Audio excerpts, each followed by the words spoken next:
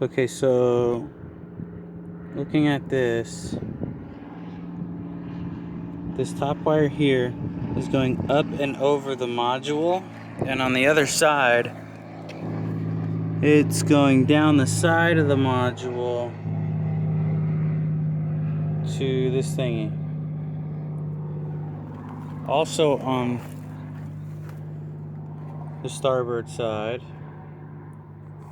we've got this second one here. It's not hooked up to anything. We've got this third one here. It's got one red wire leading into the harness, and then it's got a thicker red wire that goes down to this little module down here. I don't know what that is.